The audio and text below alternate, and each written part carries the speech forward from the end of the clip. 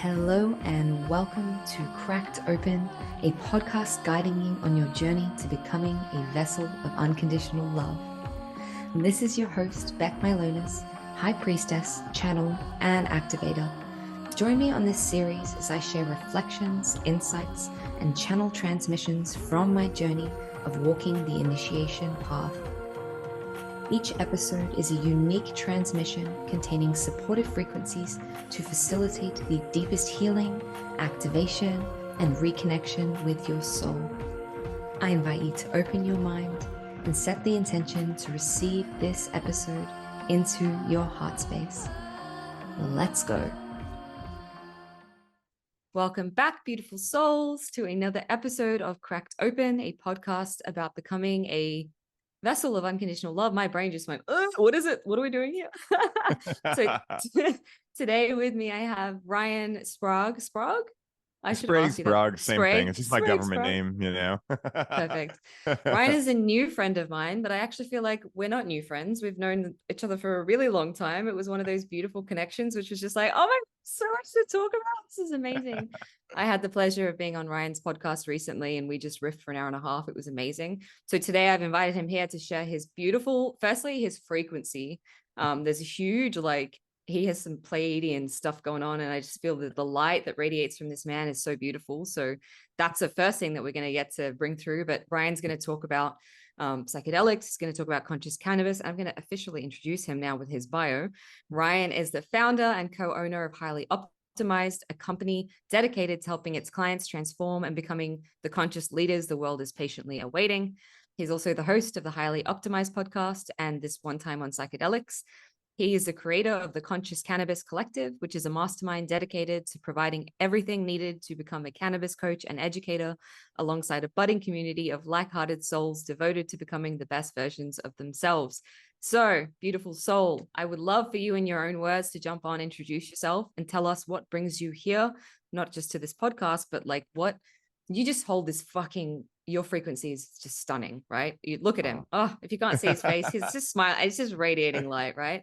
And that takes work. That takes some work. So we'd love to hear from you, your journey, and what brought you here to just embodying this beautiful divine masculine energy and all that you're bringing into the world. Thank you, Beck, so much for having me here.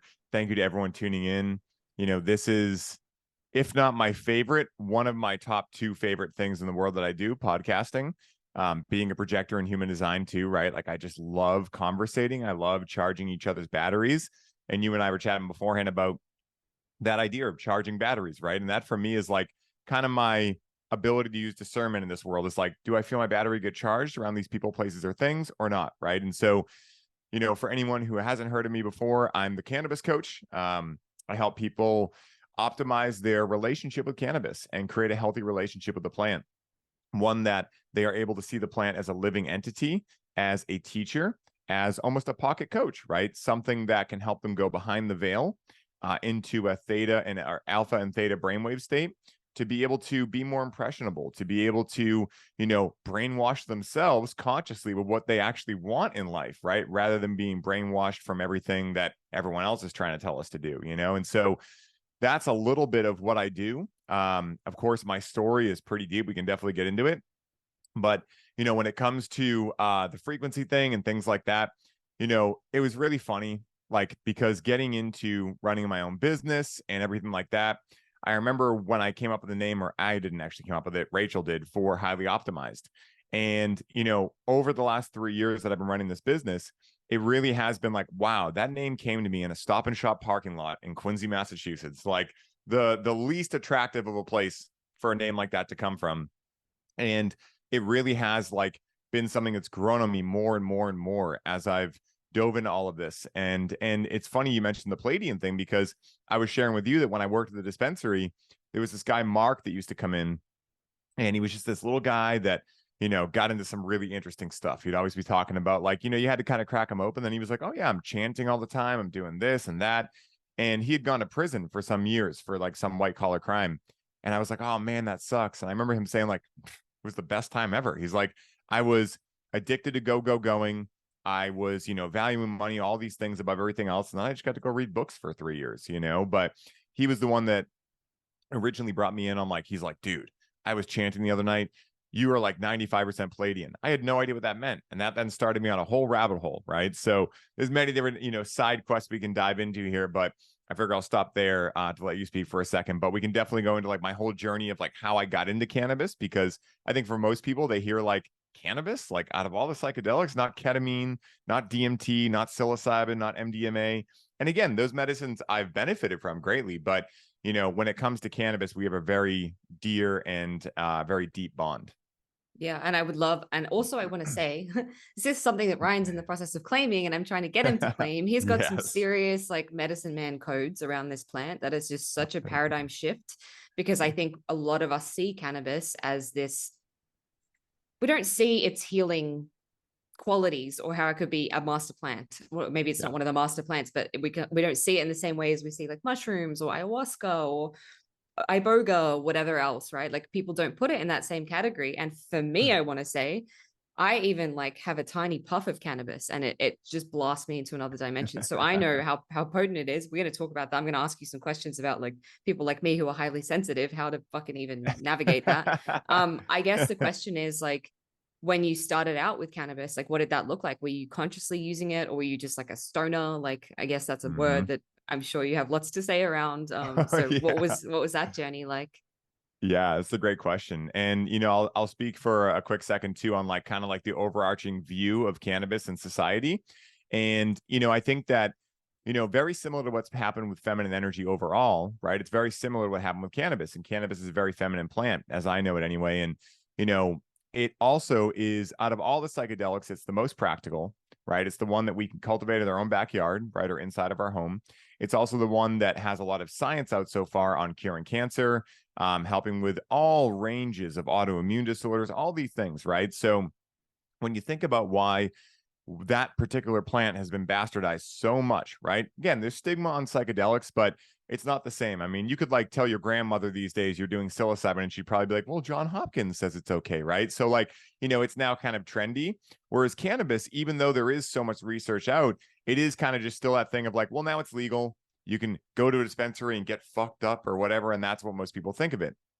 But at the end of the day, for me, and we can definitely dive into the history of it too, but for me, I see this plant being so stigmatized because it is the most practical, it is the most widely available, it is the one that doesn't require going to a jungle necessarily, which a lot of people can't afford, right? Like a lot of people can't afford to go do ayahuasca. They can't afford to even take 6 hours out of their life. Maybe they have kids and things like that to do, psilocybin or things like that. But cannabis, when you learn how to work with the plant, you can connect with it, go into ceremony, and if your kid needs something, you could get up, get that done, go right back into ceremony. So I think for a lot of people, it's practical. But for me, when I got into it, I found it when I was 16, and I had just been saying no for a couple of years since all my friends have been getting into it.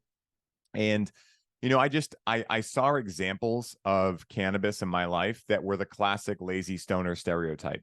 And like many people, I wrongly attributed that to cannabis, right? Like, oh, cannabis is what causes this, right?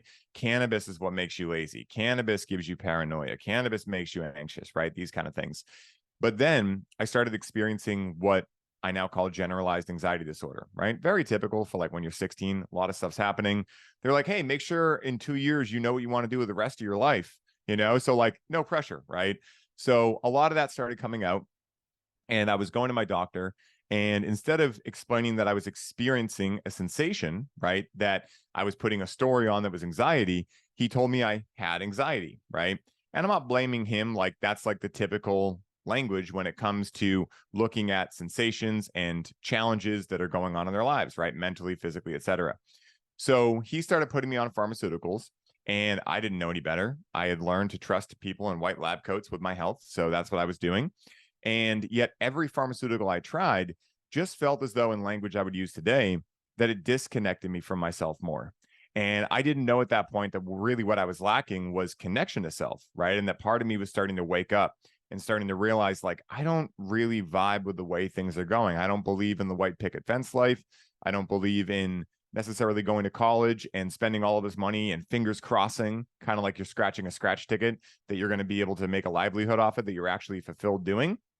I had seen, numerous examples throughout my life of people that were just like, yeah, well, life sucks, then you die, another day, that kind of, mentality. And that to me was just like the antithesis of everything that I wanted to be. But at 16, no one else around me was starting to talk about this stuff. So I kind of just molded under, right? Molded under the rug. And then when I was 16, after like the last pharmaceutical that I got from my doctor didn't work, I was talking to a friend about this, and I have no idea what language would have been used as a 16-year-old. But in today's language, basically, I was explaining to this individual that I was experiencing these sensations, right? What they were calling anxiety. And he was like, oh, well, I experienced something very similar to that. And I've found that cannabis works great. And so I was like, really? But I had nothing left to lose. It was like, okay, well, these pharmaceuticals aren't working. At 16, you think like, this is going to be the rest of my life, right? So I decided to try it. And it wasn't my first or second time. Like first 2 times, I was kind of trying to distinguish like, what even is this? Do I like it? And what is the application of it? But it was the third time.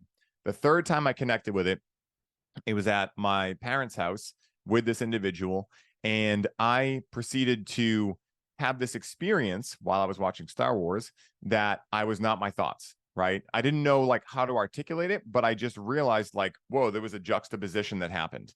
And that then started a ever expanding quest of curiosity and questioning everything. Right after that experience, I then started questioning a lot. I was like, what the hell just happened? So I didn't know, I was a metalhead, right? So it wasn't cool to look into God and stuff, but I started really diving in. I started that was right when I saw the movie Zeitgeist, about religion and money and things like that. And that then started this, again, questioning everything process. So couple of years later, I get into school for psychology because I was fascinated with the mind based on my own anxiety and things like that. And what ended up happening was one day I woke up and I wasn't like the healthiest 18-year-old. Like most people, I was smoking cigarettes. I was drinking on the weekends, eating a lot of Celeste pizzas. Let's just say that when I stopped buying Celeste pizzas, they probably noticed, so there was a lot going on that I just was unaware of. So one day I wake up and I start peeing blood. No idea why, right? Yikes. And so I tell my father, he takes me to the hospital. And on the way there, he's like, Ryan, I got to know, are you doing drugs? And I'm like, no, but I am connecting with a lot of cannabis. Probably said it in different words at that point, right? But he ends up having a sigh of relief. Like he didn't like visibly do it, but like I saw it out of the corner of my eye because I was so heightened from like, I'm peeing blood. What the hell is happening? So we go to the hospital and I started showing him some of the videos I had been watching around cannabis being able to be this medicine, right? And at that point, it was merely physical. There was a movie called Leaf that came out where Dr. William Courtney meets a patient who had, I believe, 11 autoimmune disorders. And then he starts giving her juiced cannabis leaves, so non-intoxicating whatsoever. He starts giving her that and puts all of her disorders into remission, and then they get married at the end. So I was watching that. There was another like zeitgeist type movie that I was watching about cannabis. So I showed him that, and to his credit, he was like, wow, I don't have any cognitive dissonance. I guess I didn't know what I didn't know. And so from that point forward, my dad was like, hey, you're in school, you're fulfilling your responsibilities. If this is what helps you, I know what you went through with anxiety. Who am I to tell you can't do it? So my father wasn't someone who consumed cannabis, neither was my mother, but they just got it. They were like, all right, this works, So from there, I ended up continuing to go to school for psychology. And what ended up happening also was that it was a benign cyst in my kidney that had broken open, but that triggered a huge holistic health journey for me. That's really what kickstarted my health journey. I realized like, well, I'm not going to be here forever. And I definitely don't want to go out always worrying about what my health is going to be, because I had seen that with my parents. And so what happened was after a couple of years in school for psychology, I realized I'm not the type that wants to wear khakis for the rest of my life. So this isn't going to work, right? I don't want to be stuck in a cubicle, And so I didn't really know what I was going to do. And I went to the Boston Freedom Rally one year. I think this was in 2011. And I heard a guy yelling, who wants to make butter with me? So I go over to his little tent and he's passing out a pamphlet for a Cannabis Institute opening 5 minutes from my house, right? So this is in 2011. There's no medical yet. I mean, we just had decrim. There was no industry. So I go home, I tell my dad, I'm like, can you help me with tuition? Because I was a broke college student. It was like $500. And he goes, I'll do one better. I'll go with you, right? So me and him ended up going together. Again, he's not consuming cannabis. He's just fascinated with stuff I'm into. So we go there. I start being the first one in, last one out. I start learning all about cannabis pharmacology, the history of the plant, organic gardening, biodynamic farming, all of these kind of things, Korean natural farming. I just start soaking it up. And then when I was 23, I ended up having the next big event happen in my life, where at this school, I ended up interning for them. I ended up helping numerous cancer patients with RSO, Rick Simpson oil, which for anyone listening, like that is the medicine that a lot of people are using to help cure their cancer. So I was witnessing these people come in with stage 3, 4 cancer, right? Then working with Mike and Melissa, the owners of the school, and consulting with these patients, giving them RSO, having them come back in months later, 0 tumors on their scans, right? So I wouldn't have believed this either when I first heard it if I wasn't seeing it with my own eyes. And I was kind of curious when this was happening. I was like, why am I so into this particular aspect of helping people with cannabis with cancer?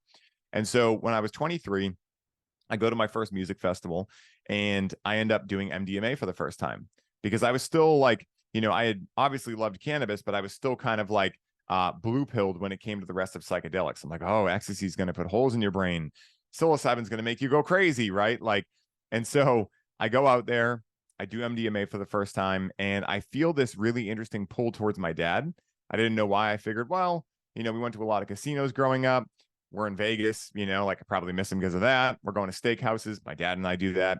So I just kind of wrote it off. And when I got back, it was 10 days after I got back from Vegas that I found out my dad got diagnosed with terminal cancer.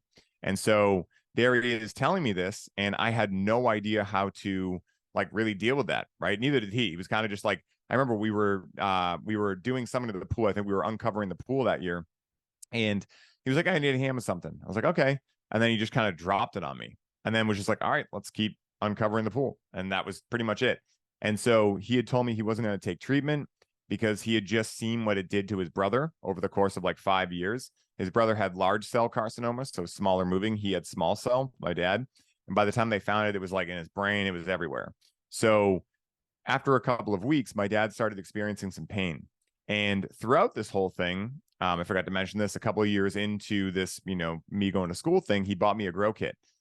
We invested in it together to start cultivating our own cannabis. And so when he started experiencing pain, I finally convinced him, like, Dad, I really feel you should entertain using cannabis, right? If you're not going to take the other treatments, which I totally understand, let's at least do this. And I knew my father was going to succumb to this because he wasn't willing to quit smoking cigarettes, eating bad food, etc. But he was my dad and I loved him. So, I was like, either I can try to change this man into who I think he should be so that maybe he can be around longer, but also maybe I kill his quality of life for the last, couple of months he has, or I love him for who he's always been, the supportive, loving dad, and I just do what I can to help him and keep him comfortable. And so we took the last harvest that we ever cultivated together and I turned it into RSO and I started administering this to him. And so here's someone who had never connected with cannabis, like maybe once in the 80s, right? And now he's consuming the strongest cannabis on planet Earth. And so I would sit with him when I was giving him these administrations of cannabis. And, I thought, Beck, that I had figured cannabis out already. Like it helped me with my anxiety. I was going to school for it. I thought I had figured this whole thing out, but I didn't know shit. This is actually when I discovered the true power of the plant. I thought, oh, it can cure cancer. That's amazing, right? But what happened with me and my father was that when that softer version of him came forth, right, from entering that alpha and theta brainwave state, when the protectors went away and I got to see a much more accurate representation of who his soul was, we got to connect on so many things that I had never even heard before. And I'm an only child. I have a stepbrother and stepsister, but my dad and I were super close. My mom too, right? And so I thought I knew everything about this guy. And all of a sudden, I'm hearing stories about his childhood that I had never heard. I'm getting to watch him have closure with his grandchildren, with me, with my mother, and most importantly, his own mortality. We got to take the heaviness out of subjects like death. We got to talk about, what do you think happens when you die, right? Not from like a scary point of view, but like I don't know, I'm kind of excited, right? That kind of thing. And so, that really allowed me to see like cannabis is the ultimate connection medicine, and that connection is the ultimate thing in high demand and short supply in the world, even right now, right? We are being thirst trapped into thinking that we're connected because, oh, we have thousands of friends online. We get notifications all day. But as you know full well, that's not the same thing. And that's why a lot of people are going through challenges right now, because they're lacking that connection. So my father ended up surviving 10 extra months. They had given him, like, they didn't even think he was going to make it to Halloween. And when he was getting his scans back, his tumors were slowing their growth about 80%. So I ended up getting 10 months of my father that I have no idea if I would have gotten if it weren't for cannabis. And through that time, we got to create that closure, you know, and he got to keep his dignity and his hair, because he really did not want to lose his hair, right? And so when he passed, that's when I chose to dedicate my life to this mission of allowing people to experience the connection deepening benefits of cannabis and the true spiritual side of it that I had then experienced. And so I ended up working in the industry for 5 years, working with over 5,000 medical patients, working in the cultivation site, all over this dispensary. And it was funny because when patients would come in, you know, I had a different skill set than most of the other bud tenders, because I had been in holistic lifestyle coaching with Paul Chek, huge into holistic health and fitness and all these things. So people would come in and say, oh, my cannabis isn't working anymore. I'm like, well, what's your sleep schedule like? You know, how much water are you drinking? Right. So people ended up wanting to talk to me for a lot of different things than cannabis. And that was kind of one of my first, like, you know, clues that maybe, like, just maybe this psychology stuff I learned and everything was going to come back and be applicable to what I was doing. So in 2019, our company got taken over by a corporation. It started smelling like office supplies and khakis in there real quick. And I was like, I got to get the fuck out of here. Right. And so I credit them now. You know, at first I played the victim about it. Why is this company coming in? This is horrible. Now it's actually like, I'm so grateful that they did that, because they triggered me so hard that I had to make a move. And in 2019, I went to a big cannabis convention with Rachel and a buddy of ours. And out there in Vegas, we went there to find our own investors. And what we ended up finding was that basically what happened was we walked into the belly of the beast. It was all the suit and tie game. It was just like, there was no love there for cannabis. It was just like very like transactional. And so the last night there, we decided, what do we want to do? And Rachel gave me the idea, hey, do you want to go to a strip club and connect with some MDMA? I'm like, okay, twist my arm, right? So best girlfriend ever award. So we go there just to have a, you know, a fun night. Her and I had never gone to a strip club independently or together. So it was kind of like this innocent thing of like, oh, let's see what this is all about. So we go there, we end up having a blast talking to all the strippers, hearing their life plans. It was just like so interesting. They're like, you guys are different, you know, like, they're like, do you even care if we get naked? I'm like, not really. We just want to hear what you want to do in life. What fires you up? So I was tasked with keeping track of time, and we were supposed to leave by 4 a.m. Well, we ended up leaving at 8 because we just had so much fun, and I totally lost track of time. And Rachel went through like a challenge, right? Because she wanted to work on a project she was working on the plane the next day. We were leaving at 1, and it was, you know, my fault for that, right? And so because of that hard open state, I just took full accountability for maybe the first time in my entire life that, like, hey, this situation, although I didn't mean for it to happen that way, like, it was my fault. Like, I was tasked with keeping track of this, and I didn't do that.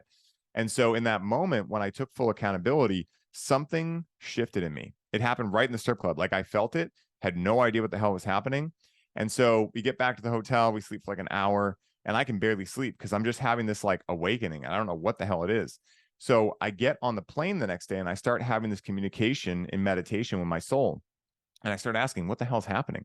And my soul is like, well, did you ever think about how you have to be busy all the time? Did you ever think about why you'll wash your car 3 times in one day? Did you ever think about why you haven't even thought that you haven't gone a day without cannabis in over 10 years, right? Like, do you ever think about these things? Well, you've been numbing emotions out. Like, you haven't been allowing yourself to go through things, and you need to take a break from cannabis. And so here's a huge identity crisis. I come back, my hair was always in a tight ponytail, and I had been having headaches for like a year and a half. I come back, I'm just like, why is my hair always up? Let my hair down. All of a sudden my headaches go away. I literally and figuratively let my hair down in life. I just stopped taking myself so seriously. And I immediately went on a cold turkey break from cannabis. And for 3 months, I was completely off of it. And for the first month, I fell into a little bit of my old pattern of like, oh, cannabis did this to me. And then I realized, no, this is once again opportunity to take full accountability. The plant did nothing to me, right? Didn't hold a gun to my head, tell me to interact with it. This is me and me alone. And looking anywhere external is just going to take me away from any chance to remediate this and rectify it in my life. And so after 3 months, I began connecting with the plant again with a totally different, unique perspective now of like, okay, I'm going to be intentional. Okay, I'm really understanding what this plan is and what my role in this relationship is. And, you know, I started just pouring my heart out online. and I didn't even have an Instagram. I just started like pouring myself out on Facebook. And I'd heard this guy 3 years prior on a podcast, this guy, Mark England. Rachel and I would always listen to the same podcasts. And this was from a podcast called Positive Head. So we heard this guy, and both of us, we were at the dispensary working in the cultivation room. We'd meet up and be like, oh my God, did you hear that? That was sick. So part of this post about perspective, I started talking about how language architects our reality. And someone commented and was like, wow, that's really cool. Do you have any other resources for that? And I tagged Mark, and me and him joked that the only good thing Facebook has ever done for us was connect us. And he sent me my first voice note ever, which for anyone who ever talks to me, I only send voice notes, right? So we end up meeting. I end up getting into his program, and this is January of 2020. So he's like, hey, you ever thought about being a coach? I'm like, I didn't even know what it was, but I was like, yeah, fuck it. So I joined his program. I started having these crazy epiphanies. I joined another program. Then the pandemic hits, right? I'm able to leave my job. I'm able to collect unemployment. I'm able to just like, okay, I got some space now. And then I start building Highly Optimized. I released the podcast. I quit the job. Like all these things happened that when I was numbing out with cannabis, I was not allowing myself to feel fully. And as soon as that protector wasn't there, I was like, oh, I can't fucking avoid this. I got to get the fuck out of here. I got to get this shit taken care of. And so then it was a journey of the next 6 months, just gaining skills. And then Mark invited me down to his lake house in August of 2020. I went there, met all of these people that I met on Zoom. One of the guys there, my buddy Chris Marhefka, was like, hey, I'm hosting a men's retreat in Colorado in a couple of weeks. You should come. And this then kickstarted like every event I went to. They're like, hey, you coming here next? And literally for 2 years during the pandemic, me and Rachel just traveled constantly, hosted retreats, just threw ourselves into the belly of the beast, made connections. I ended up hanging with Paul Chek. I ended up allowing him to connect with my cannabis. And that's how I ended up meeting Aubrey Marcus. And just the whole thing is blown up. And so that's really the journey as of right now. You know, it's a little bit lengthy, but I like going into it because for everyone, you know, what I want everyone to know is that I didn't choose to be working with cannabis. It chose me. And that's, I think, you know, something that I've realized in life is that the things that are meant for you will find you.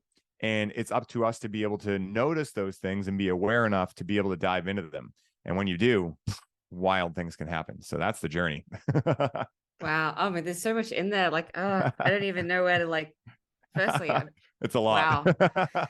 Your story is so much like my story. I was like, oh, no wonder I love this, man. Like I studied psychology. I was on medicine. My dad had cancer. Like all the things you were saying, I was like, that's weird. Yeah. So it's true. My dad didn't pass away. I'm sorry to hear about your dad. My dad's still with us because he's just fucking stubborn and he's never leaving.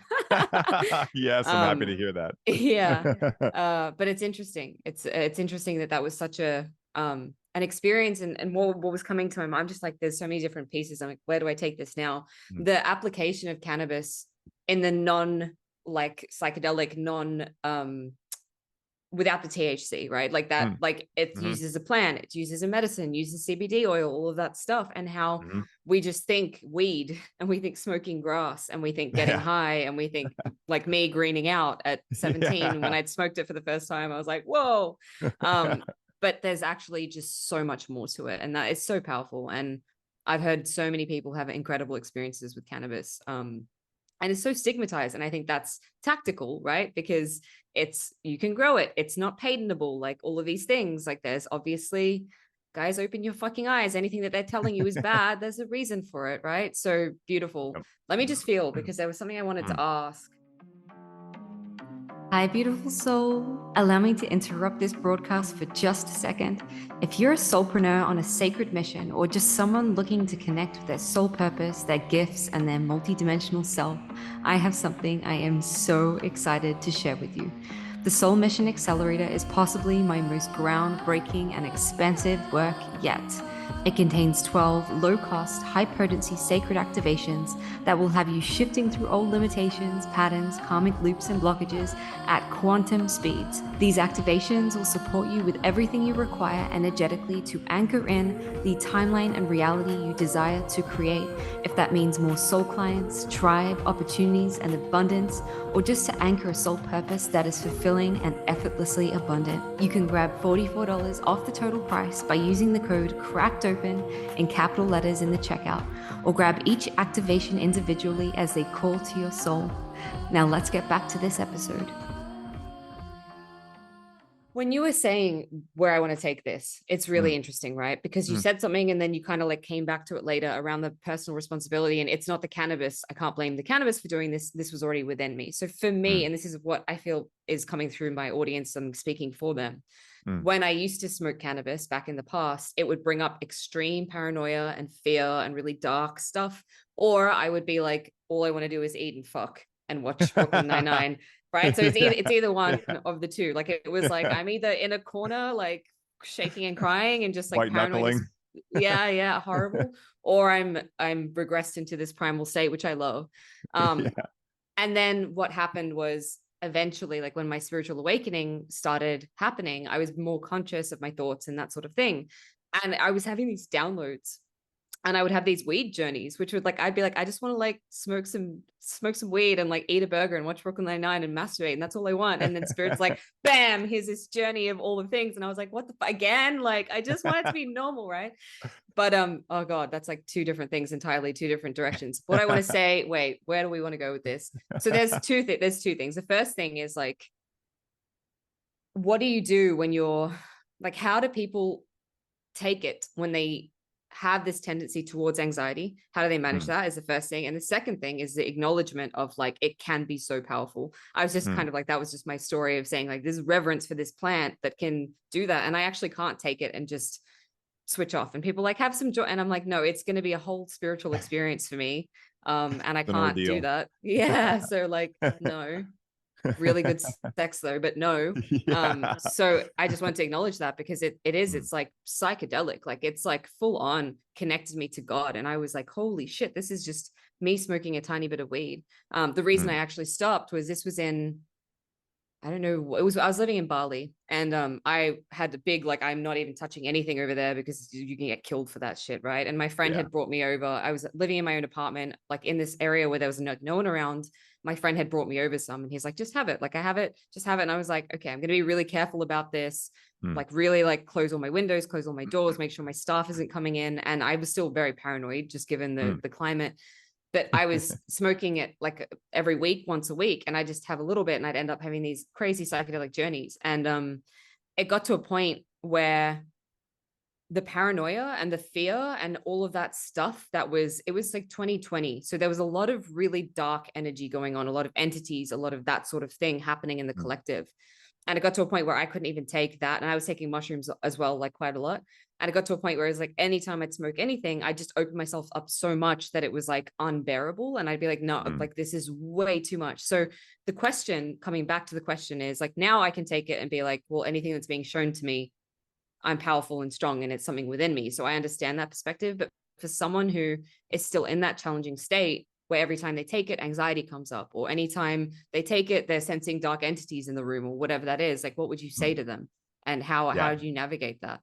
Yeah. This is a great question. So, there's kind of like two parts to this, right? So there's, I'm just going to lay it out and we'll see how it plays out. So the first thing is that, there's three ways that I understand the cannabis plant to work within the human experience. And I'll kind of go over all of them. The middle one is going to be the one that directly pertains to this, but the other two are going to be really good for reference and context to how the full picture of cannabis works in the human experience. So the first thing is that it's feminine, right? So this is where a lot of people become dependent because, especially for men, but women have this too.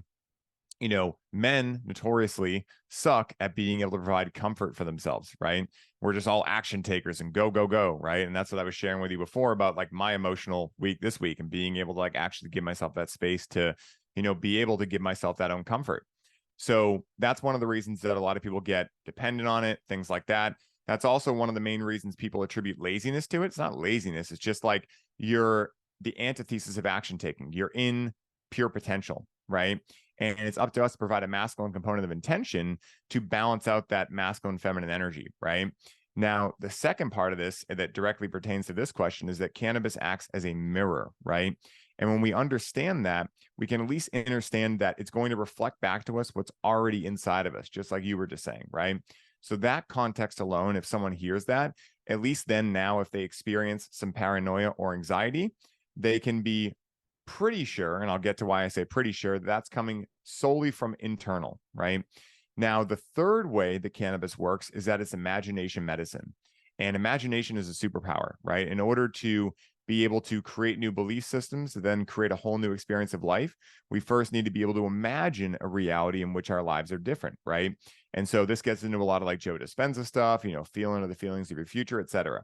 So now that we've laid out how the plant actually works within the human experience, here's another challenge with the cannabis world today, is that much of the cannabis being grown, first of all, actually, let me back up before I even say that. Most people have no idea about qualitative aspects of life, right? The unseen realms, the causal realm, etc., right? Most people are stuck in a scientific reductionist mindset. I only believe in what I can see and measure.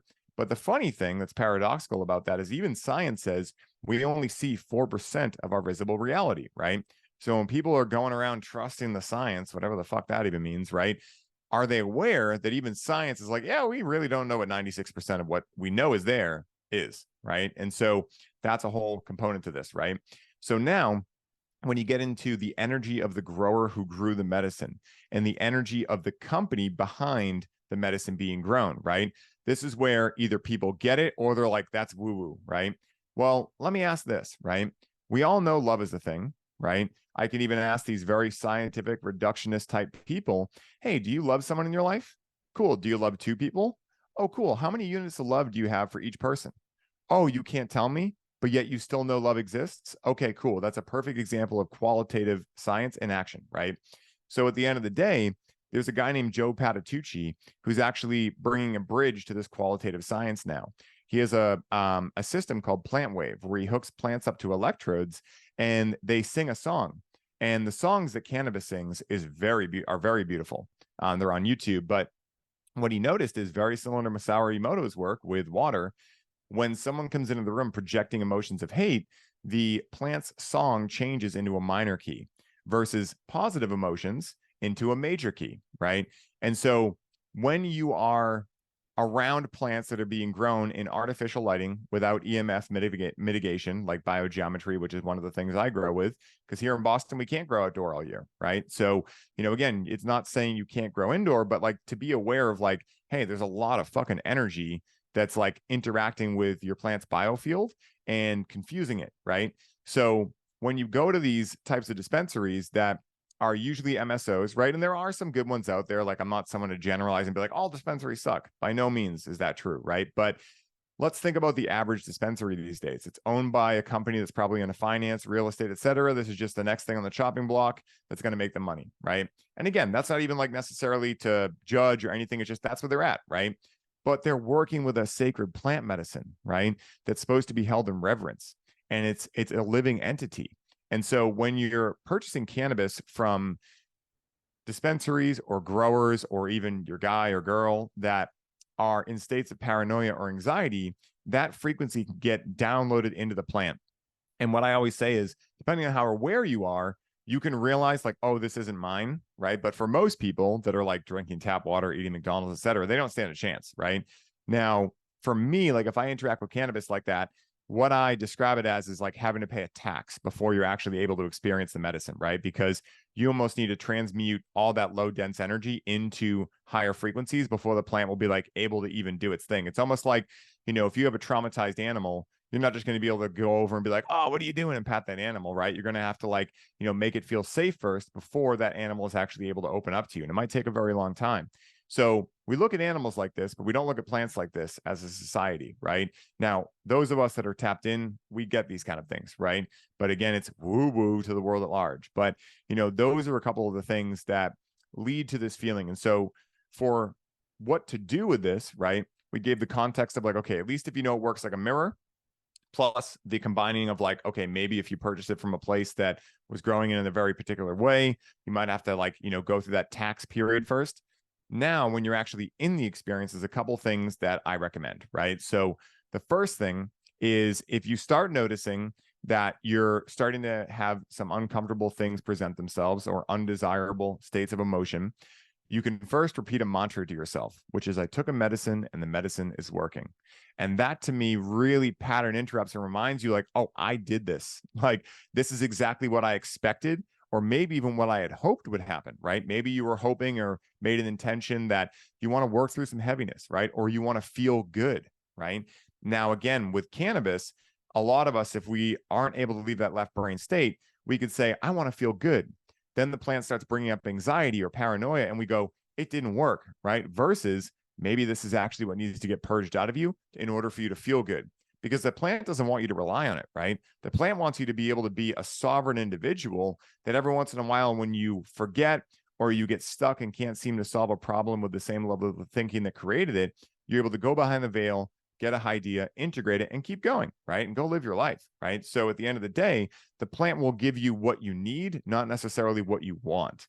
And so a second step to that is I highly recommend keeping black pepper kernels and or nano-encapsulated CBD on hand. Both of these are going to counteract the effects of delta-9 THC, the main intoxicating component of cannabis, right? So those are great things to have around too. And then the other thing is down-regulatory breath, right? Cannabis does produce a sympathetic nervous system response on onset. So if you're like the typical American or typical Westerner or typical, I don't even know, maybe most of the world, where you're running a very sympathetic dominant nervous system, now you also combine into that bad food, all the things that could potentially be going on, and then you consume something that also triggers the sympathetic nervous system. It can be like the straw that breaks the camel's back, and you can start having a panic attack or these kind of things. So I almost talk about it like this. It's like your car is going too fast. What do? You hit the brake pedal, right? And so that down regulatory breathing, box breathing, something like that, can allow you to start pushing that brake pedal and start slowing yourself down. And the metaphorical snow globe that is you, that is so fucking shaken up that you can't even fucking function, starts to settle. And then you start to be able to see the image within the snow globe.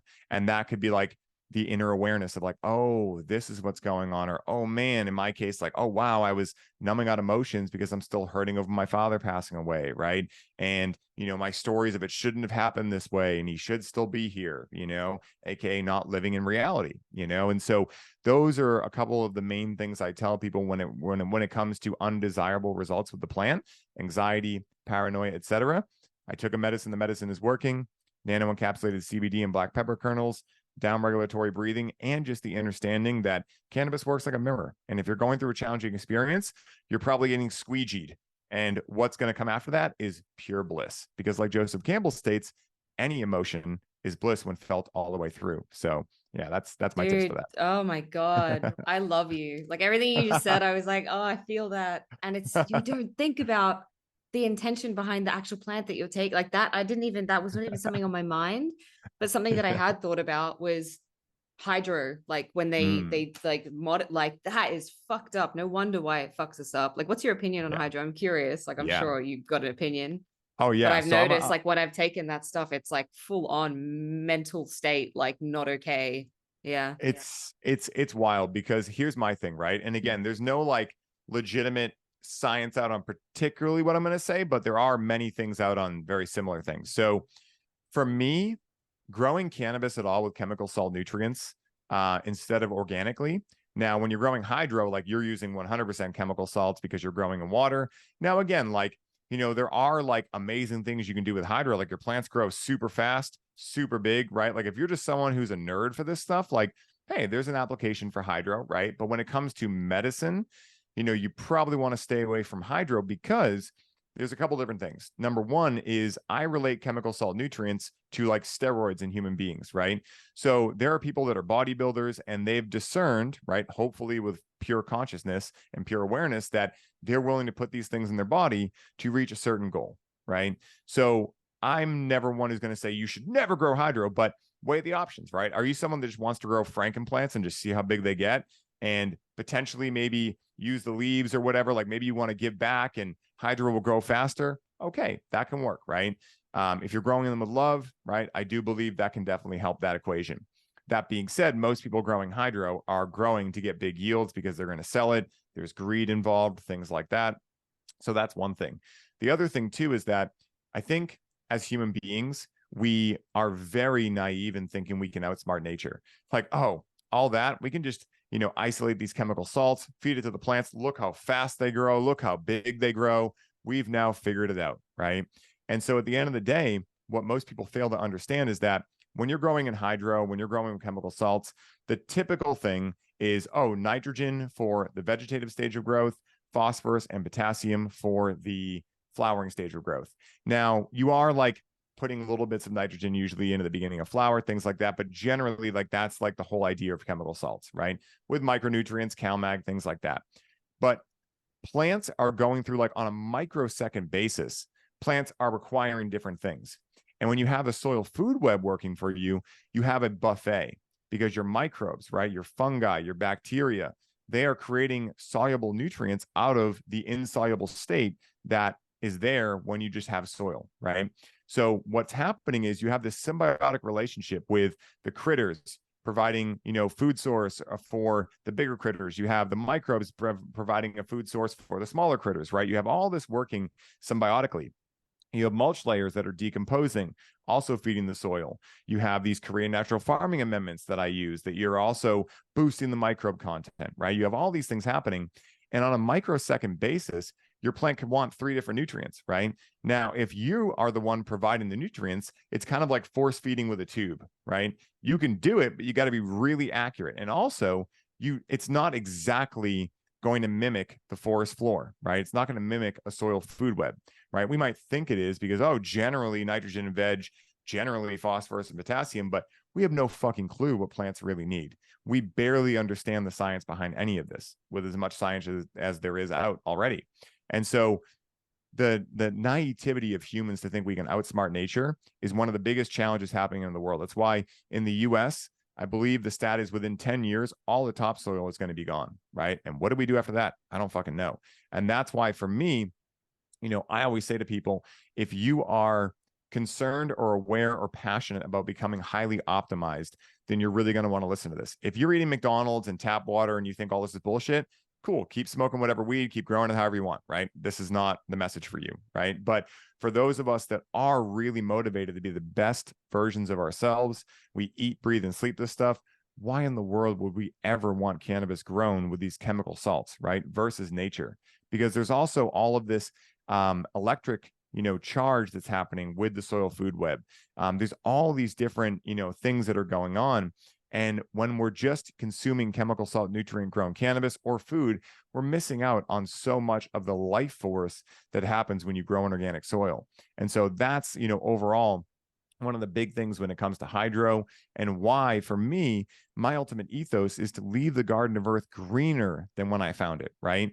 My goal is to, after I work with the earth, for it to benefit as a result of me having done so, right? So that when I leave, that earth is better, right? And so with using Korean natural farming and living soil, that is exactly what happens. Now imagine what happened, or what could happen, if everyone started growing that way, just in their own backyard, right? They worked on their little plot of earth, right? And they did that. 330 million people doing that, even if they're not consuming cannabis, they're doing it with vegetables or whatever, right? Not only can you get much bigger yields and have a much better turnout overall, save the fish from the runoff from the chemical salts, which annihilates them and all the ocean and things like that. But you can leave the Garden of Earth greener than when you found it for future generations. And that to me is the ultimate reciprocity, because for me, my ultimate intention is to be a steward of the earth, right? To be humble and understanding that I'm never going to be able to match what nature does. The best thing I can do is to use my mind, use the education I've learned to be able to go, okay, what are the most valuable constituents of nature? Okay, microbes. Okay, these ferments. Okay, sugars. Okay, now how can I use my mind to really benefit nature by concentrating these microbes, these indigenous microbes, using brown sugar and these kind of things, and giving it back to the land. So the land's like, oh, that's what we needed, man. Thanks. And it just blossoms and blooms. And so that for me is why I always grow organic. It's the only method I'll ever teach. That's what we teach in the Grow with Cannabis course. And, it's cool too, because I tell everyone, even if right now you can't grow your own cannabis, maybe it's illegal. I work with a lot of people from Australia and places like that. So it might not be legal to grow cannabis, but hey, with the system that I use, you can literally learn to grow anything, right? You could practice with tomatoes until cannabis is legal. And then as soon as it is, you already know how to grow great cannabis just because you learn how to work with the earth. So it's a skill set that keeps on giving. It's amazing to get into your garden with your kids or your family, work with the earth, get your hands dirty. Earthing is a big biohacking thing now, putting your feet on the earth. It's like, what happens when you're actually working with the earth? It's like, I get so charged up when my hands are dirty like that. So that's my thoughts on hydro. I'm never going to say don't do it, because that's just my opinion. But I will say, I like to weigh odds and options, and I allow people to use their own discernment in picking. And I think, you know, based on you, Beck, I can imagine people listening to your podcast are going to be very similar to me in terms of like, well, yeah, I want to make sure that I'm being responsible with the amazing gift I've been given of being able to be alive on this planet. And I want to make sure I do my due diligence to make sure I'm a steward and that I have this beautiful reciprocity, because, you know, the law of karma is real, you know, and I think most people, like Carl Jung states, until you make the unconscious conscious, it will control your life and you'll call it fate. So I think that a lot of people are unaware of how much karma they're going through because they're, you know, purchasing, you know, farm raised animals that have had a lot of challenges go on in their life. They're littering. I mean, the list goes on, you know, but, you know, if I can use my own journey as a sounding board to be able to maybe click some new people into this and get them excited to cultivate in a different way, that's much cheaper, much easier overall. You don't need to balance pH meters or ppms or anything like that. I consider that a win for sure. Wow. Like what is becoming very apparent to me. I remember on when we were doing the episode for your podcast, you'd mentioned you blew up and Paul Check was like, how much weed can you bring? And like, Yeah. and I understand now why the stuff that you were growing was so potent, because it's like, what I'm seeing is like, there's this scientific thing of like giving the plant what it needs and knowing the science of like growing plants. But there's also, what I'm also seeing is this reverence for the intelligence of the plant, but it's actually listening to the plant on an intuitive level is what you're doing. And I think everyone can do that with the food that we grow, with that. We're so fucking unintentional all the time. I've been having, this is me, full disclosure, I've had problems with hape, which is tobacco. For those who don't know, it's mapacho, but it's like you blow it up your nose. I've had problems using it very unconsciously because I used to be a smoker. And that plant is intelligent and it's so powerful and it can help you so much. And I've had to constantly check myself, like, where am I using this without the intention, and I'm not giving reverence and respect to the plant. And I've had the plant tell me off so many times and be like, yo, you're not using me consciously, back, like stop. Right. So we don't realize that these plants have their intelligence. And like, even when you were saying about, I took this medicine and the medicine is working, that's so beautiful, because I think back to every psychedelic trip that I've had, even on mushrooms.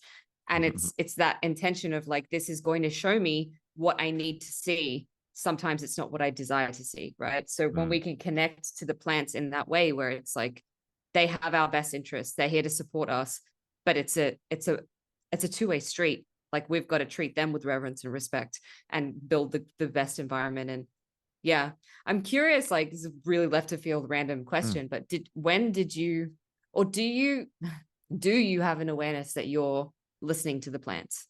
Like that they're talking to you, and how does that come through for you? Because I think I say this because I think a lot of people in my audience are here to work with plant medicines, and I know this is a new thing that you're like, oh shit, there's this other level to it. How does it come through for you? Yeah, this is a great question. So for me, cannabis was the first thing that, you know, as I a few years back, about 3 years back, right when all of this was happening, I worked with a psychic for 14 weeks named Krishanti Walla. She's amazing. And you know, I was really focused on increasing my clairsenses and just getting into that realm, because I've always been fascinated with the unseen realms, right? And that's where a lot of this shamanistic stuff is coming from and really blowing up, you know, and it's been very interesting because I think I was telling you one time, like, my whole life, you know, I just found that whenever I was starting to do psychedelics, all my friends would always come to me with challenges. Even when we were in experiences, they'd ask me and I'd be like, why are you asking me? Like, I have no idea.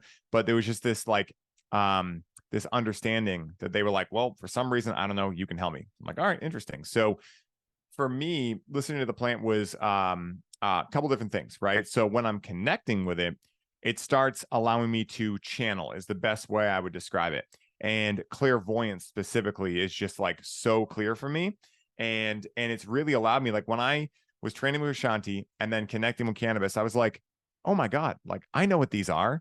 Right. Which is like what everyone says, you know, everyone has clear senses. It's just, you've never been told they exist. So as you start learning what these things are, you're like, oh, that thing, like I've been doing that forever. Right. So cannabis unlocks this unbelievably well in me. And what it does is, you know, it's like the plant and I will go on these conversations together.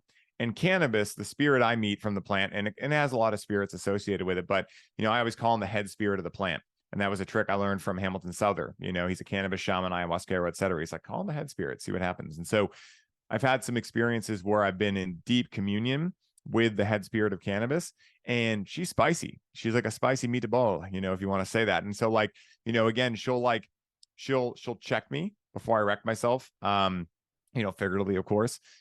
She will make me laugh. She'll allow me to see the hilarity of life. Like, you know, I have these profound moments, and I'm sure you do too, Beck. And for anyone who's like a seeker, I'm sure you've had these where you just have these moments, maybe, you know, induced with cannabis or other psychedelics, maybe not, where maybe through synchronicity, where you just realize that you are a speck in a sea of God knows what, right? Like, we have no idea what's out there in space. We have no fucking clue, right? We're on a rock hurtling through what we think is space. Some people think it's all water, right? Like, we have no idea.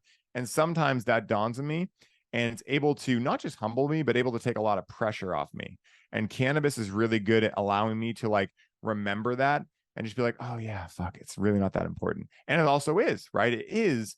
But at the same time, it's almost like that quote, nothing you do matters, but it's very important you do it, right? Like, cannabis allows me to really center into that. And it also allows me to be intuitive. Like, all the clairsenses show up. Clairvoyance is kind of like my leading one, but claircognizance is right behind that. It also really allows me to be a better listener, right? And when you think about like feminine energy, right? Like, you know, what do women tell men a lot? We don't need you to fix our issue. We just need you to hear us out, right? Cannabis has really allowed me to get out of Mr. Fix-It mode and be able to just sit there and witness Rachel when she's sharing with me, right? Or even not try to fix my own issues, but just sit there and be with them. And so to me, the relationship that I have with cannabis, I call like a pocket coach, right? Like someone that will hold space for me when I need it, someone that will give me advice or wisdom when I'm requiring it, someone that will also like fuck with me a little bit, right? To allow me to realize maybe what I'm not fully believing about myself, right? And things like that. And so that's how a lot of the communication works. It doesn't come through usually as like a word like clear audience. Every once in a while it will. Sometimes what will happen is, and I'm really curious to hear your feedback on this. The most recent thing that's been happening to me that's been newer is that when I am laying in bed after I consume cannabis, there will be this moment where all of a sudden I start to feel things opening up, and then my mind goes completely offline for, I mean, usually it's like a second or two, and I end up becoming everything. I am in every fiber of everything in the world. I can hear every heartbeat. I can feel every piece of anxiety, every emotion that everyone's feeling at any moment in time. I have that happen. Then what happens is my humanness, like my animal self, is like, what the fuck's happening? And then jolts me out of it. Like I was getting a hermetic rebalancing series done one time, and I literally like Christed myself. Like the lady who was doing it, she was going through this series of, you know, poems and whatnot, and at a certain point it was talking about releasing structure, and just my arms went straight out. So I'll have that happen a lot with cannabis as well, you know, just these jolts of electricity. And what I've been finding is like, you know, I'm not even really sure what the point of that is yet. I mean, really, it feels like 5-MeO, where you just become nothing and everything at the same time.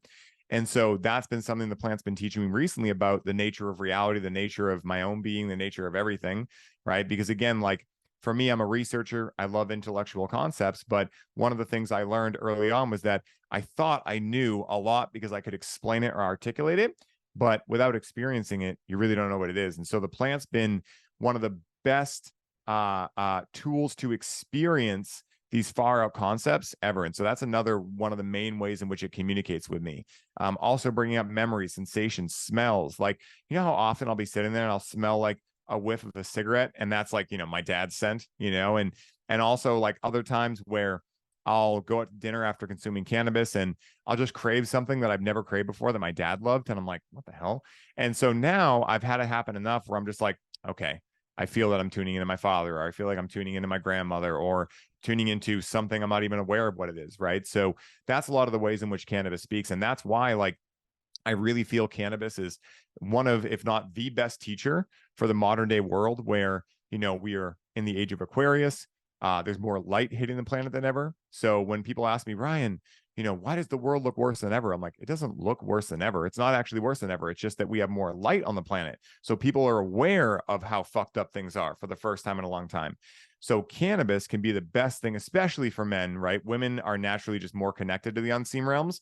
But for men specifically, like being able to understand the women in their life to a deeper degree, being able to understand how to give their inner child love, being able to remember how to play and take themselves less seriously, being able to hold space, and being able to also realize, like, holy shit, I really don't know anything. And so even if someone's talking flat earth, I'm not going to argue with them, tell them they're wrong. I'm going to be like, hey, I don't believe it, but tell me your case. Why do you believe it? Like, more inclusiveness. And I really think that in a world where you can, again, grow it in your backyard, most people are aware of it. Like, if you tell someone you use cannabis, they're not like, oh my God, what? Like, they're like, okay, cool. Is it CBD or is it THC? You know? And so at the end of the day, I really think that this plant could be a great bridge between people being able to experience these unseen realms and therefore believe they exist before they have to get shown in challenges in their life that these realms exist, you know? So yeah, that's my thoughts on that. I went on a tangent there, but I know, I love it. yeah. I'm gonna play devil's advocate now for a Please, second.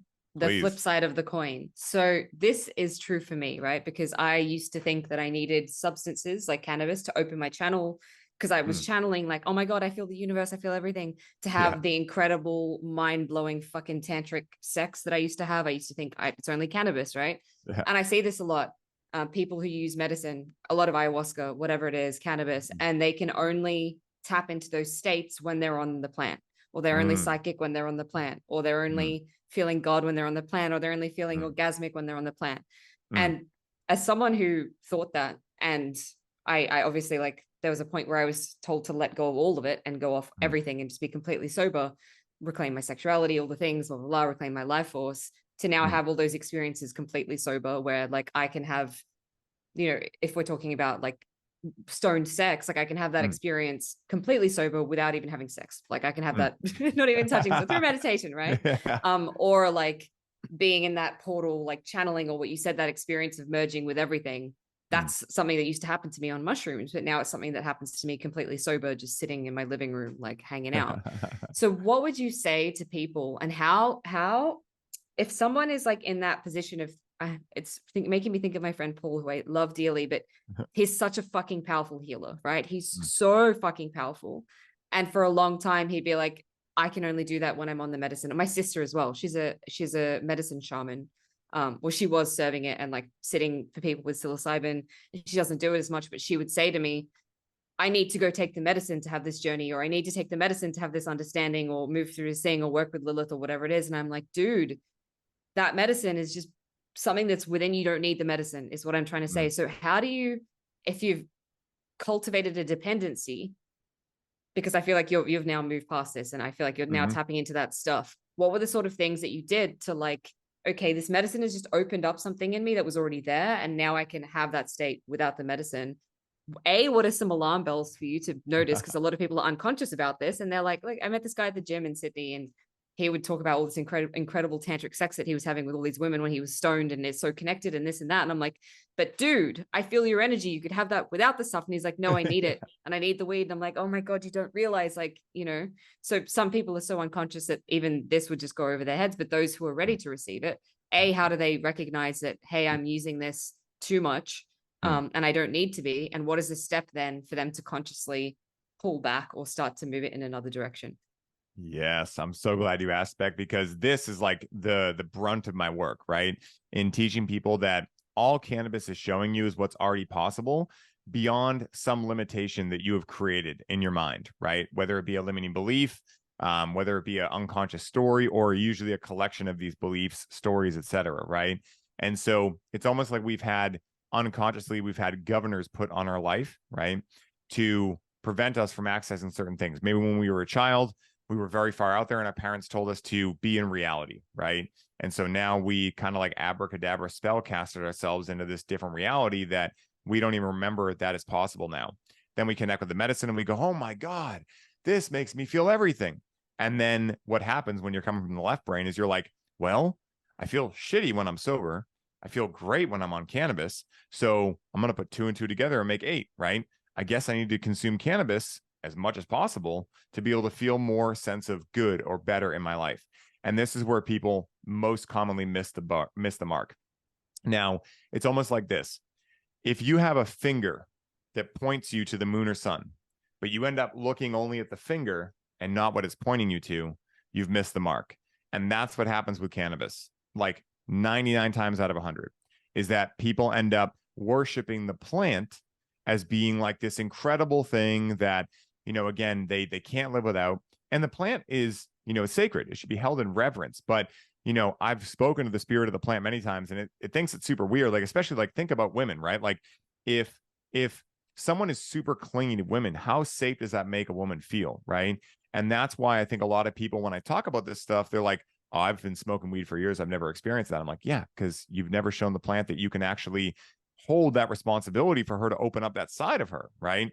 And she's not trying to give you things you're not ready for, right? And so there's some things that I give people to look out for, right? So number one, whatever you can't take 3 days off in a row of owns you, right? Oh If shit, I you feel can't, triggered.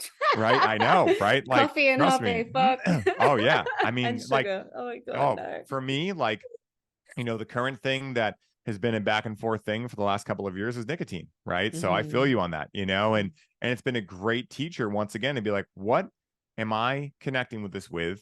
Because there's something in there that I feel is not possible without this. But it's been a great journey because I'm aware of that, and I'm like, okay, I'm aware this is happening.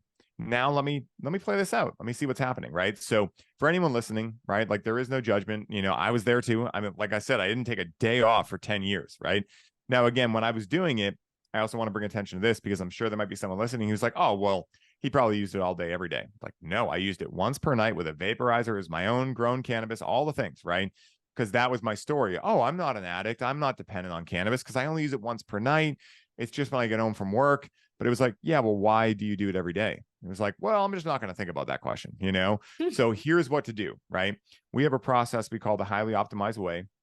That is our process for bringing an unconscious relationship with cannabis into being a conscious relationship with the plant. Now, it's a 4-step process.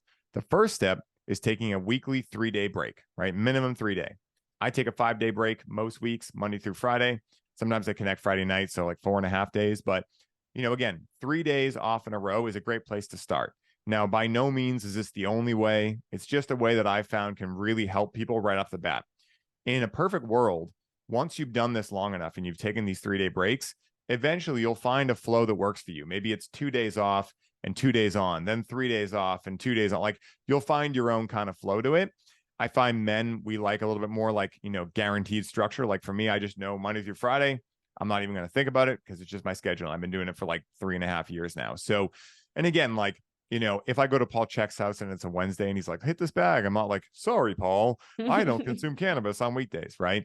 But it took me about a year of really sticking to that schedule to be able to believe in myself, to be able to do it, to be able to, let's say, go on vacation for a week and consume cannabis every day, go into ceremony and then come back and not even think about it and get back to Monday through Friday breaks, right? So that's the first step. Take a 3-day break per week. Now, when you actually go back to using the plan, your second step is to use intention, right?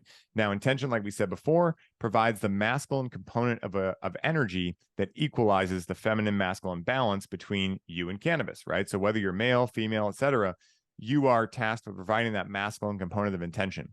And the analogy I always give here is like, imagine if you're a sick child, right? And you got a cold or something, and you're home from school, and your mom's there, and she really wants to help you. And she comes in and she goes, hey, Beck, do you need anything? And you just look at her like that. She's like, all right, you weirdo, I guess you don't need anything, right? So again, like she can only give you what you tell her to give you. And then she's like, I got you, right? I'll make a chicken noodle soup or make it whatever, right? So if you don't do that, what's going to happen is it's not that no intention is made. The intention becomes whatever is rattling around in your unconscious, right? So that's another reason why people can experience anxiety, paranoia in the levels they do, right? Because that's what they were thinking about. It's like how they tell race car drivers, don't look at the wall if you're spinning out because you're going to look where you go, right? And that's why language is so important. I have people that in ceremony will say, my intention is I don't want to be anxious anymore. I'm like, you know, your brain just heard, I want to be anxious, right? So what is the opposite of anxious? Empowered. Okay, I do want to be empowered. Boom, much better intention, right? So once you've set that intention, your third step is to actually create a ceremonial structure. Now, for me, the term ceremony is something that triggers a lot of people. Some people are like, no, it has to be super sacred and you have to wear white robes and all these things. I'm like, okay, cool, but you're going to lose 90% of the world that could benefit if they have to do it that way. So for me, I think about a ceremonial container as a container from which you bring intention to, right? A container that you think into, right? A container that you set up for success based on the intention that you have set. So for instance, right, if you are looking to go on a deep inner journey, you're probably going to create a ceremonial setting that is quiet. You're going to bring in the 7 directions. You're going to do some sage, some Palo Santo. You're going to set up a mat. You're going to set up, maybe you're going to build a temple in the room, right, with hermetic magic or something like that. You're going to do certain things versus, let's say a friend comes over that you haven't seen in years and you two want to connect and you want to go dance. Well, maybe a ceremonial structure for that is a concert, right? Now, again, if you are looking to gain inner awareness and you go to a concert, I'm not going to say it's wrong, but like, you're not going to be able to listen to the subtleties, right? So what I always tell everyone is make sure the ceremonial setting is accurate and relevant to your intention, right? For your intention to play out within. So once you've gone through your ceremony, right, whatever length of time that is for you, some people, cannabis hits them very hard, some people it doesn't, right? I do ceremonies as quick as a half hour, sometimes as long as 6 hours, right? So it just depends on what you're looking for and what your intention is. Sometimes I just need a quick idea. I set up a temple space. I go in here, I start creative writing, boom, good to go, right? So, and then other times I'm like, I don't know what the fuck is going on. Like this was yesterday. I didn't use cannabis for this, but had no fucking clue. I was like, kind of like being a little adamant with God. I'm like, can you at least fucking tell me what area of my life to look into? Like, I'm not sure. So it took about 4 hours, right? And again, that was in a sober state. But the most important step in my equation is step 4, and in my opinion. And that is exactly what you're talking to right here. If you do all of that, but you miss this, you miss the boat entirely, and you end up mistaking the finger as the moon or sun, right? So the last step is integration. And integration is a hot topic term thrown around. And for me, I like to kind of like demystify words like that are thrown around so much that I don't even think a lot of us really understand what an integration is. It's just habit change, right?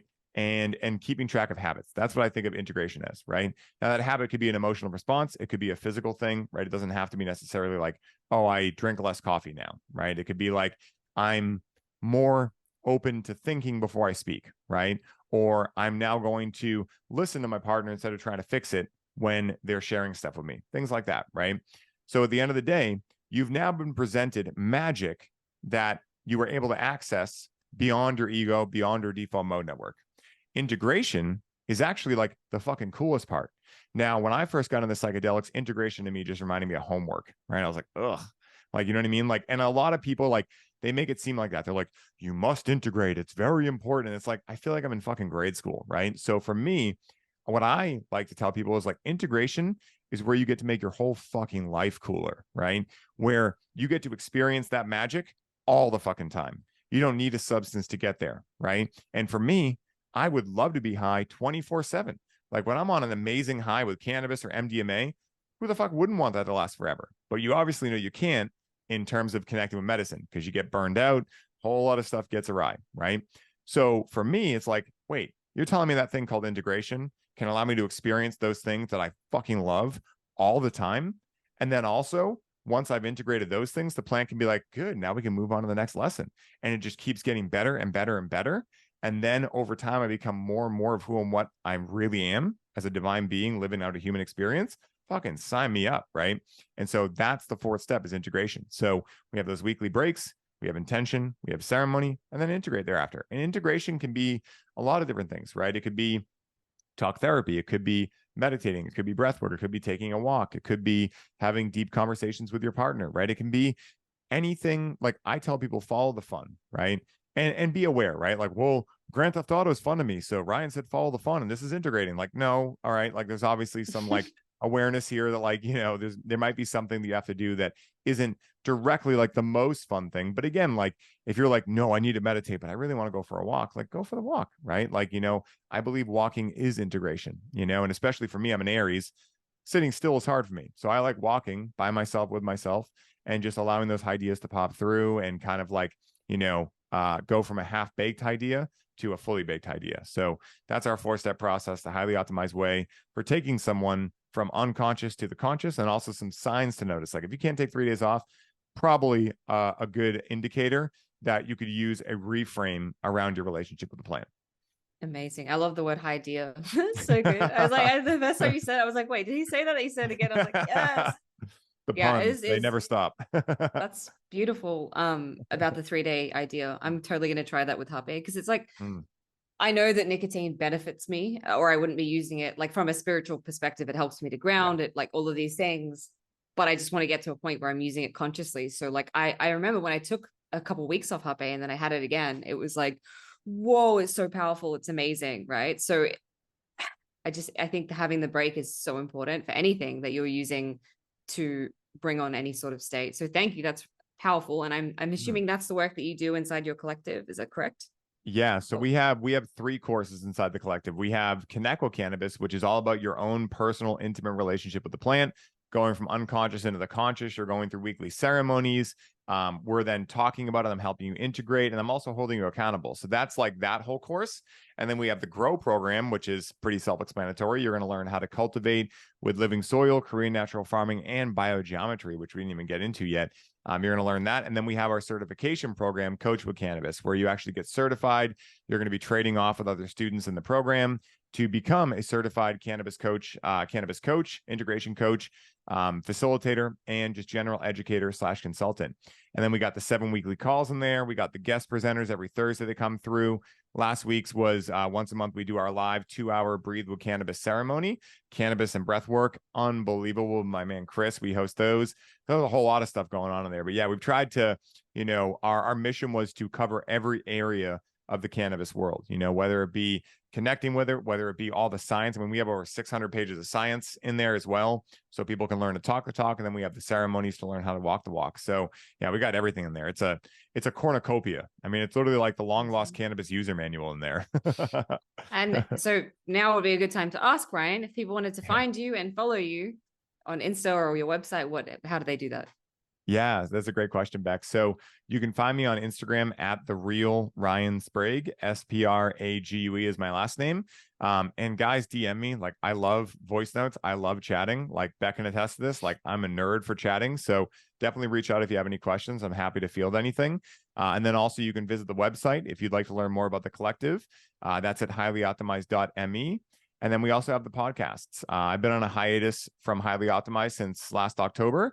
That will be coming back eventually, but doing 2 podcasts was aggressive. Once a week each was I crazy. can't even do one. It's insane. It was like, what? It was nuts. It was nuts. Yeah. I finally had to pull the plug on it. But we have 130 episodes out for that podcast. And then the podcast I'm currently running is this One Time on Psychedelics. Beck, you were recently a guest on there. People have loved your episode so far. It's amazing. And also that podcast you can find on pretty much all platforms. We've had a bunch. I mean, it's so much fun, right? We have people come on, we have them talk about what psychedelics have done to them, or done for them rather. And then also, more often than not, we talk about the psychedelic nature of reality and how maybe psychedelics started or spawned this idea in someone that, whoa, life is more than I thought it was. And now their whole life is different even without psychedelics. So that's where you can find me. It's been a blast being here, Beck. Oh my God. This is so amazing. My battery is so charged. Yeah. Thank you, Ryan, for joining us. So much wisdom and knowledge. I'm excited to pick your brain more and work with you and like help you to next level this shit, because like, yes. Yeah, you're so powerful. I just have so much respect for you. And now like knowing you, obviously last time we caught up, I didn't know your backstory. And now just knowing all of the study and the time that you've taken, it's like, whoa, I understand why you're blowing up the way that you are. So thank you. To everyone who's listened today, guys, if you have enjoyed this, go check Ryan out. Chuck us a subscribe on YouTube or a review on Apple Podcasts. I really appreciate that stuff. It helps me to reach this message to more people. If you know someone who uses cannabis and you want to nudge them in a direction to start using it more consciously, please share this message. Otherwise, beautiful souls, until the next time, I love you.